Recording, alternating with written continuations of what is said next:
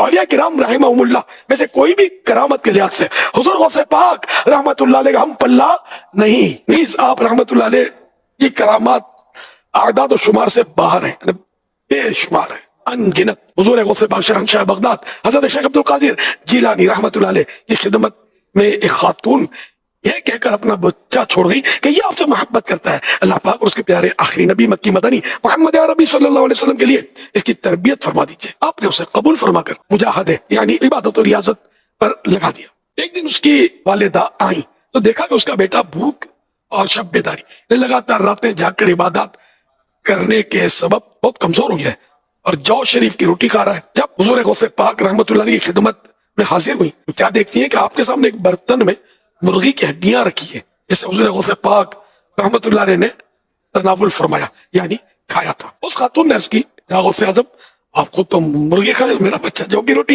ये सुनकर मेरे मुर्शिद शहंशाह बगदाद हुजूर गौसे पाक रहमतुल्लाह अलैह ने अपना हाथ मुबारक मुर्गी की उन हड्डियों पर रखा और फरमाया क़ूमी बिइज़्निल्लाहिल्लज़ी युहयिल इज़ामा व हिय रमीम, यानी अल्लाह पाक के हुक्म से जिंदा हो जा जो गली हुई हड्डियों को जिंदा फरमाएगा। फरमाना था कि मुर्गी फौरन सही सलामत जिंदा खड़ी होकर आवाज निकालने लगी।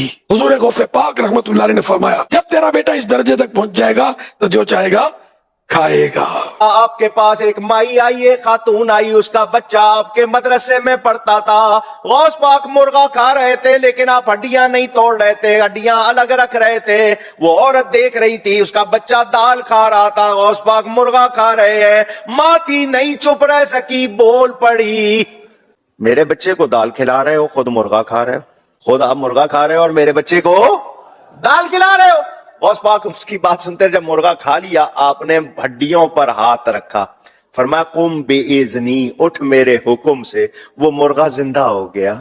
फरमाया जब तेरा बेटा इस शान को पहुंचेगा तब मुर्गा खिलाएंगे, अभी उसको दाल खाने दे, अभी उसकी तालीम का वक्त है। जब इस शान को पहुंच जाएगा फिर उसको बोले मुर्दे जिंदा किए या नहीं किए। ऊंची जी वो शेख अब्दुल कादिर जिलानी को एक औरत मिलने के लिए आई तो वो खुद मुर्गी खा रहे थे और उस औरत का बच्चा जो उनका स्टूडेंट था वो रूखी सूखी खा रहा था। तो उस औरत के दिल में बात आई कि ये क्या, नहीं खुद मुर्गा खा रहे हैं और मेरे बच्चे को ये खिला रहे हैं। कहते हैं जब उन्होंने मुर्गी खा ली ना तो जितनी हड्डियां वहां पड़ी हुई थी ना उसके ऊपर उन्होंने हाथ फेरा और कहा अल्लाह के इज़्न से जिंदा हो जा। ये जो शरीफ लोग हैं वो ये कहते हैं कुम बिइज़्निल्लाह, जो बदमाश किस्म के बुजुर्गों के मानने वाले वो कहते हैं उन्होंने क्या कुम बिइज़्नी, मेरे हुक्म तू जिंदा हो जा। खुद आप मुर्गा खा रहे हो और मेरे बच्चे को दाल खिला रहे हो।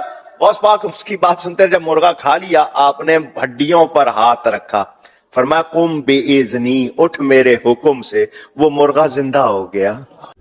तो मुर्गा जो है ना वो जिंदा होके तो वो कुट कुट कुटांग करता हुआ वहां से भाग गया। उन्होंने क्या कि जदू तेरा मुंडा इस लेवल पे पहुंचेगा ना वो भी कुकड़ खा ले, यानी जब तेरा बेटा भी इस बुजुर्गी पे पहुंच जाएगा ना अब वो भी फिर मुर्गा खा ले। तो जान की मान पाऊँ तो अर्ज करूं कि हमारे नबी इस्लाम तो पूरी जिंदगी रूखी सूखी खाते रहे और आप इन बुजुर्गों के बारे में क्लेम करते हैं कि ये नबी के तरीके पे थे। तो नबी इस्लाम का ये तरीका था, इस तरीके से वो एजुकेट किया करते थे लोगों को। वैसे नबी इस्लाम से मुर्गी खाना भी साबित है, बुखारी मुस्लिम में हदीस है, लेकिन शायद वो एक दफ़ा ही मुर्गी खाई होगी आपने, आपकी ज़िंदगी तो बड़ी फ़ख्र के अंदर गुजर रही थी।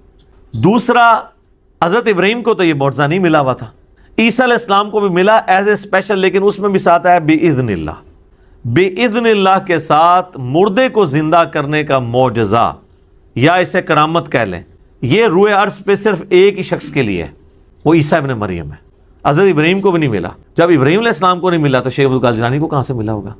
हमारे नबी अलैहिस्सलाम के बारे में भी कोई ऐसा मौजज़ा रिपोर्ट नहीं हुआ। एक कहानी सी वो पेश करते हैं, वो जाबिर बिन अब्दुल्लाह ने दावत की तो वो कहते हैं वहाँ पे वो बकरी उन्होंने बच्चा ज़बह किया तो वो उनके बेटे देख रहे थे तो एक बेटे ने दूसरे को ज़बह कर दिया तो नबी अलैहिस्सलाम ने उनको ज़िंदा कर लिया। बिल्कुल कहानी है, कुरान तो बिल्कुल इसकी मुखालफत करता है। सूरह अंबिया पढ़ के देख लें, सूरतुल अनाम पढ़ के देख लें, सूरह बनी इसराइल। काफिरों का इतराज़ यही था कि ये जो मौजज़े हमें अगले पैगम्बरों के बारे में बताता है वो इसको क्यों नहीं दिए गए। तो अल्लाह ने फरमाया इस नबी का मौजज़ा कुरान है।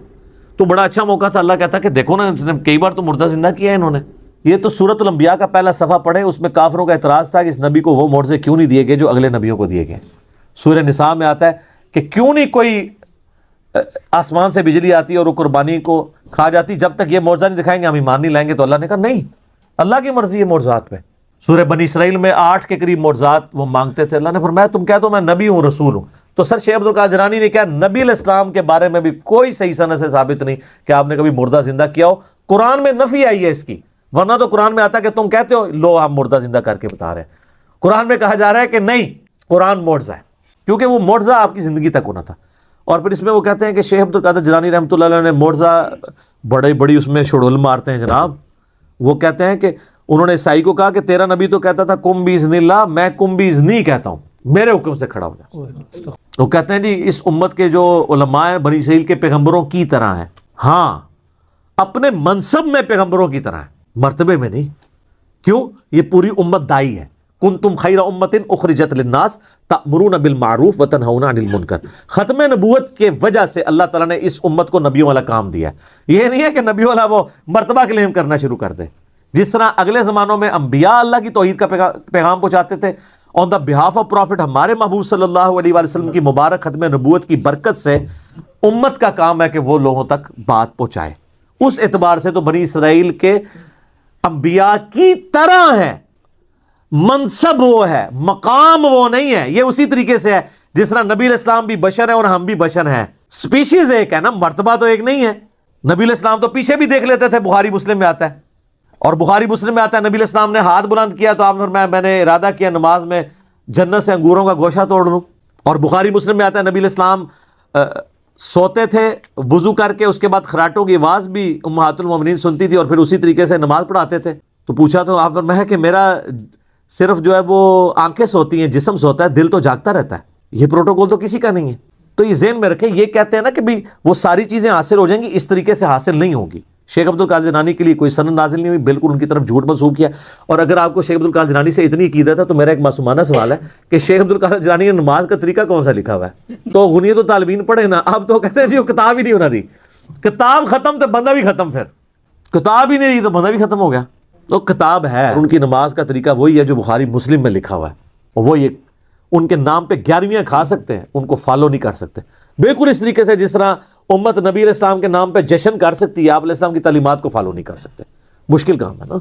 غلامی رسول میں موت بھی قبول ہے, داڑھی بیوی منع کرتی ہے, ماں دودھ نہیں بخش دی, نہیں, ختم, ٹھوس.